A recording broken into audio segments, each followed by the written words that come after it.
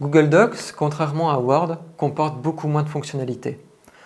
Pour pallier à ce problème, Google a mis en place une fonctionnalité très simple qui vous permet d'ajouter des plugins, des add-ons, des modules complémentaires à Docs. Ces modules ne sont pas gérés par Google lui-même, mais par des éditeurs indépendants. Pour ce faire, vous allez retrouver le menu modules complémentaires, télécharger des modules complémentaires, et dedans vous allez retrouver tous les modules compatibles avec Google Docs. Je vous propose dans le cours quelques modules que vous pouvez installer qui vous seront utiles à un moment donné, surtout dans le monde professionnel. Alors, comment est-ce qu'on choisit un module complémentaire? Vous avez par exemple besoin d'utiliser beaucoup d'icônes parce que vous faites un petit peu de web, vous souhaitez agrémenter un peu mieux votre document. Aucun souci. C'est un module complémentaire que j'utilise beaucoup de mon côté. C'est Flaticone. Vous tapez donc dans la barre de recherche Flaticone. Vous cliquez sur celui qui correspond à ça, donc Icon for Slides and Docs de Freepik. En cliquant sur la page du module complémentaire, vous allez pouvoir avoir quelques éléments de présentation du module. Quelques images, la compatibilité avec les autres logiciels, les avis et les téléchargements. On estime une application digne de confiance à environ 10 000 téléchargements.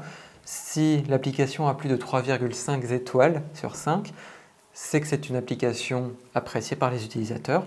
Vous pouvez l'installer sans aucun souci. Donc vous cliquez sur « Installer ». Ça va vous demander différentes autorisations. Continuez. Vous ne le voyez pas à l'écran, mais ça vous ouvre une fenêtre de connexion à Google pour valider votre identité, ainsi que les autorisations nécessaires pour l'application. Donc je valide, j'autorise, et Flaticone est ajouté. Je peux fermer ma page de module complémentaire,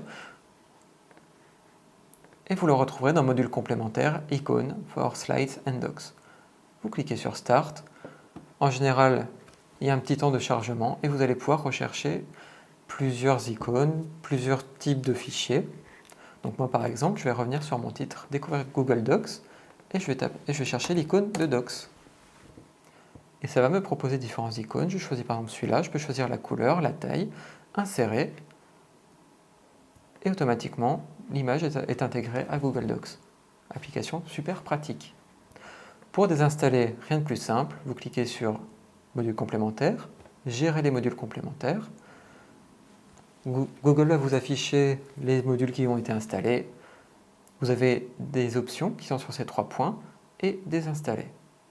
À ce moment-là, l'application est désinstallée de Google Docs.